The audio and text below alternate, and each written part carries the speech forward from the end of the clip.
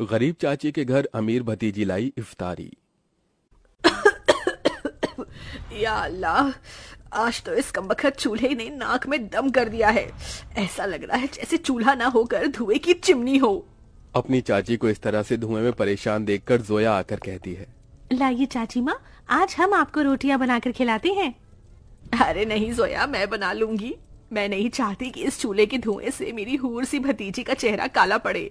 इतने में जोया का चाचा अनवर सिर से पांव तक मिट्टी में सना हुआ घर लौट आता है। उसके हाथों में एक छोटी सी थैली थी जिससे चाशनी टपक रही थी। उफ, अरे थैली में से ये क्या टपक रहा है? अरे माफ करना बेगम, मैं तो भूल गया था। मैं जोया बिटिया के लिए उसके मनपसंद की रस भरी इमरती लाया हूँ। इमरती का नाम सुनते ही 24 साल की जोया किसी बच्चे की तरह उतावली जताते हुए बोली, क्या सचमुच चाचा जान, आप मेरी मनपसंद की इमरती लाए हैं? मेरे मुंह में तो पानी आने वाला था, मगर मैंने किसी तरह खुद को रोक लिया। हम सब साथ में इसे इफ्तार में खाएंगे। अरे नहीं बिटिया, मैं जरा सी ही इमरती लाया हूँ, तू खा ले। मुझे और तेरी चाची को मीठे से खास मोहब्बत नहीं है ना बेगम? जी बेशक।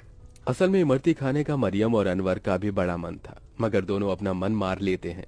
बचपन की दुर्घटना में जोया के माता पिता स्वर्ग से धार गई, जिसके बाद से जोया के चाचा चाची ने उसे अपनी बेटी की तरह पाला पोसा।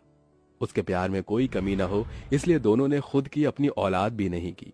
अनवर की माली हालत कुछ ज्यादा खास अच्छी नहीं थी। बस उसके पुश्तों का छोड़ा गया सालों पुराना एक कमरे का कच्चा घर और खेती करने के लिए जमीन का एक छोटा सा हिस्सा, जिस पर थोड़ी बहुत खेती करके जैसे तैसे 2 वक्त की रोटी का गुजारा चल रहा था। या खुदा, कढ़ाई में जरा सी सब्जी है। खैर, नमक प्याज रोटी से ही इफ्तार कर लेंगे। सब्जी सोया को दे देती हूँ। मरियम 3 थाली लगा ले आती है। अरे ये क्या, चाची माँ मेरी थाली में सब्जी, आप दोनों क्या खाएंगे? तभी अनवर अपने गमों को छुपाता हुआ झूठी मुस्कुराहट से बोला, अरे सब्जी की क्या जरूरत, आज तो मैं नून तिल से रोटी ही चटकारे लेकर खाऊंगा। ये कहते हुए गरीब अनवर नमक तेल लगी रोटी काट काट कर खाने लगता है। अपनी गरीब चाचा चाची का ऐसा दुख देखकर जोया का कलेजा कचोट पड़ता है। वो रो पड़ती है। चाची माँ, चाचा जान, चलिए इन सब्जी में से खाइए। अरे इतनी थोड़ी खाऊंगी मैं। जोया के गरीब चाचा चाची को उसे जितना प्यार था उतना ही स्नेह उसे भी था। यूं ही दिन गुजरते हैं। सुनो जी, हमारी जोया अब सयानी हो गई है। हमें इसके निकाह के बारे में सोचना चाहिए। जोया, भाई और भाभी की अमानत है हम पर। मरियम, मैं तो दिन रात अल्लाह से एक ही दुआ मांगता हूँ कि मेरी भतीजी को अच्छा घर मिले। अनवर जोया के लिए रिश्ता ढूंढने लगता है, जो कि अमीर खानदान में हिना के बेटे से लग जाती है। अब शादी की तैयारी शुरू हो जाती है। अनवर, अभी तक जोया के निकाह का जोड़ा नहीं सिलाया। 2 रोज बाद उसकी रुखसती है।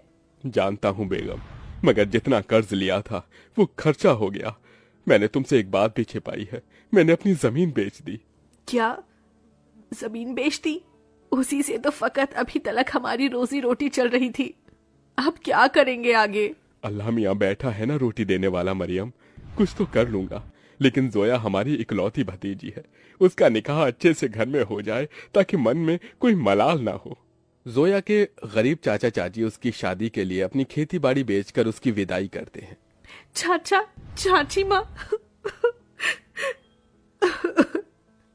जा मेरी बच्ची, अल्लाह तुझे दोनों जहां की खुशियों और नेमतों से नवाजे। जोया अपने गरीब चाचा चाची के घर को छोड़कर अपने अमीर ससुराल में आ जाती है, जहां उसके सास ससुर नंद जेठानी से भरा पूरा परिवार मिलता है, जहां सास हिना उसका स्वागत करती है।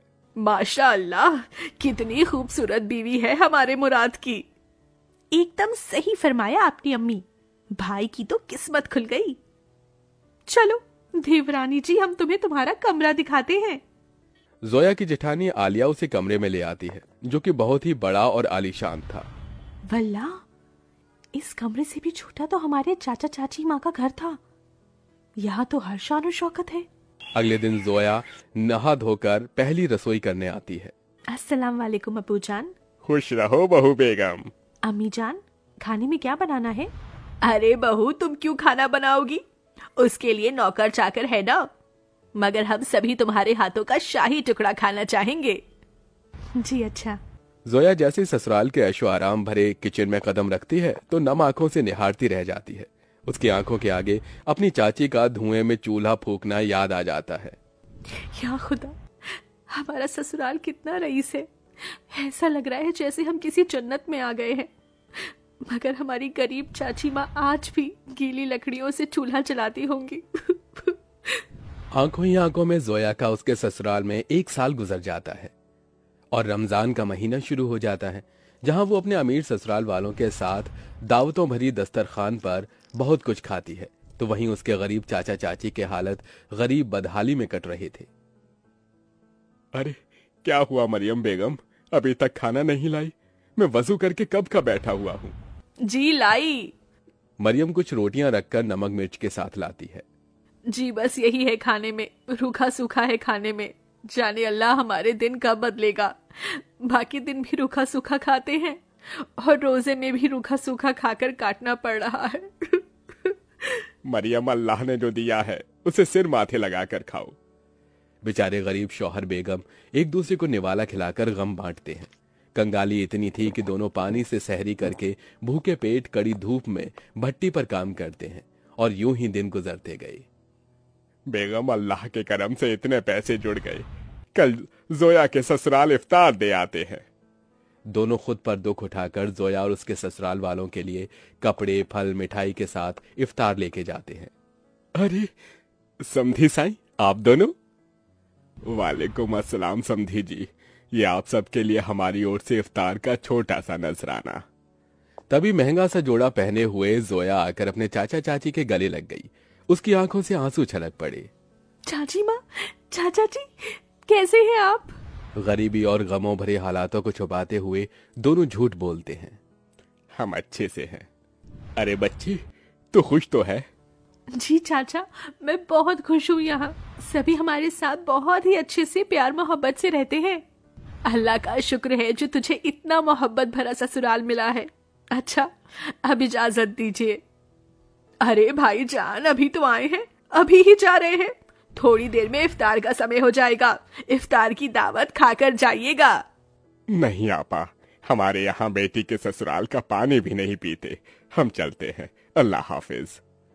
उनके जाने के बाद जोया की नंद ने कहा, अम्मी, आपने गौर फरमाया भाभी जान के चाचा चाची काफी कमजोर से लग रहे थे और कुछ परेशान भी थे।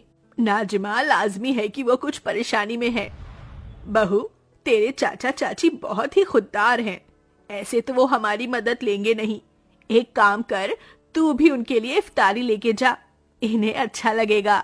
जोया के ससुराल वाले बहुत ही खुशियों के साथ उसके गरीब चाचा चाची के लिए इफ्तार की तैयारी में टोकरे भर फल, मिठाइयाँ, बहुत सी चीजें करते हैं। 2 दिन बाद जोया अपने गरीब चाचा चाची के घर पहुंचती है। किस्मत तो देखो, उस इफ्तारी की शाम उनके घर में रोटी के लिए भी जखना लगा हुआ था। तभी कुछ लोग अलमारी, कुर्सी, फ्रिज, पलंग इत्यादि अंदर लाते हैं। ये सब किसका सामान उतर कर हमारे घर आ रहा है? जोया, तू मेरी बच्ची?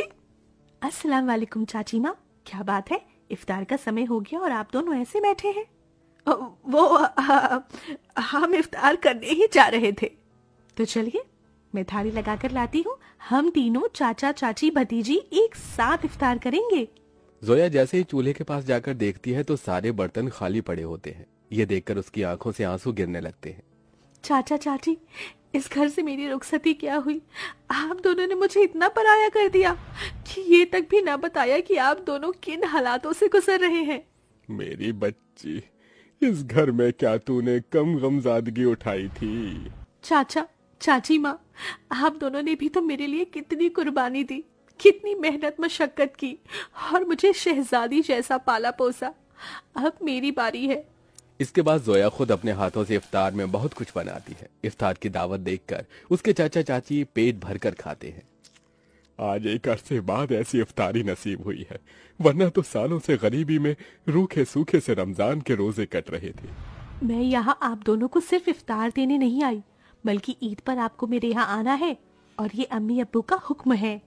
हम आएंगे बिटिया, जरूर आएंगे। जोया के गरीब चाचा चाची ईद के दिन उसके घर आते हैं, जहां उनका खूब स्वागत होता है और सभी साथ मिलजुल कर ईद मनाते हैं।